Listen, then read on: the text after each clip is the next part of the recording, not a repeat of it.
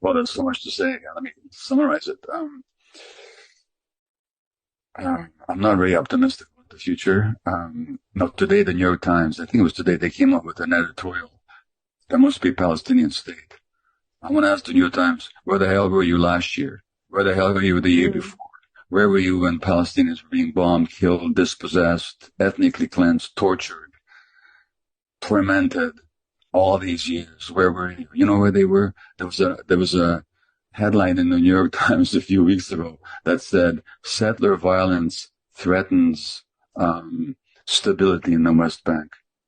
The idea of stability is a brutal occupation where children, many of the hostages or the Palestinian prisoners released recently were between the age of 14 and 17.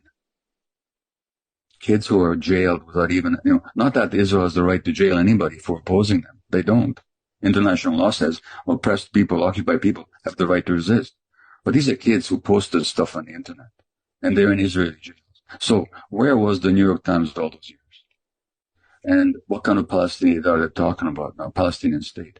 The reality is I visited the West Bank last year. 20 years ago, there were 360,000 Palestinians in the Jordan Valley. Now there's 80,000. So where exactly are they supposed to establish their state? And will Israel get to keep these settlers? Here's the thing. As a Jew, I have the right to fly there tomorrow. And by the day after tomorrow, I could be living in a settlement in the West Bank. My Palestinian friends here in Vancouver can't even visit.